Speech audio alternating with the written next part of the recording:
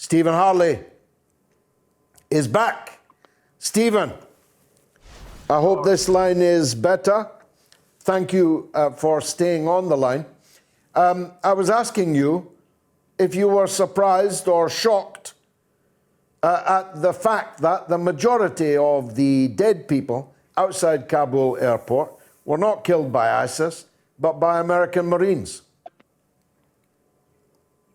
Thanks, George. Thanks for bearing with me while I try to resolve my communications problems here in Africa. Well, George, I'm going to give you a bit of a government spokesman answer on this one, I'm afraid, and I know you won't like that. But having been in this space for a long time, having been in Iraq with the military, having been in Afghanistan in a variety of roles, now doing various things in Africa, I'll want to know the facts before I start drawing my conclusions. That said, in the aftermath of a suicide attack, and I've been close to one, it's virtually impossible to know what happened. Anything is possible.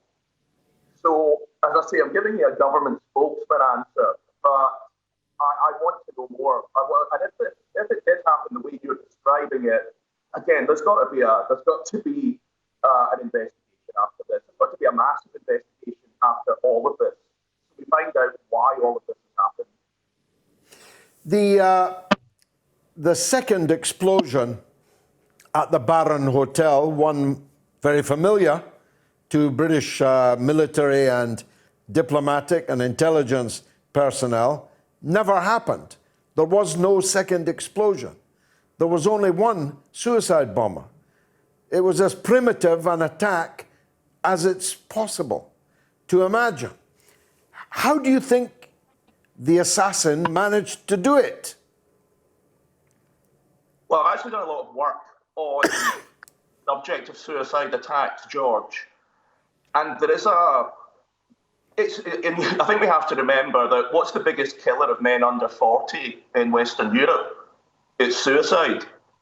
So in many ways, the whole issue of suicide, it can be weaponized for terrorism, but it's actually a deeper psychological state, and there's a number of components that contribute. I mean, it's not just one single thing that turns someone into a suicide attacker. Why do people do it in the circumstances of what we call the Islamist terror groups, which I hate the name because it's an insult to Islam? Why are suicide attackers so common there? Well, again, a lot of it's to do with circumstances.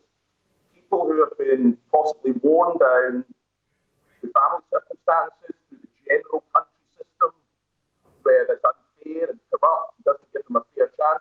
When you've got nothing to live for, then when someone gives you something to die for, that can often seem a better option.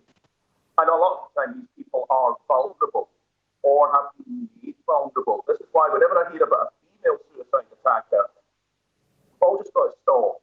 Because I know certainly Al-Qaeda in Iraq is appalling things to women to get them into the mindset of being willing to commit suicide attacks, because anything was better than what we were living through. Now, Major, I told Jack Straw in January of 2002, when he had the gall to say that the British soldiers might well be home for Christmas. Foolish man. I told them that we will not be home 10 Christmases hence. As usual, I understated my case. It turned out to be almost 20 Christmases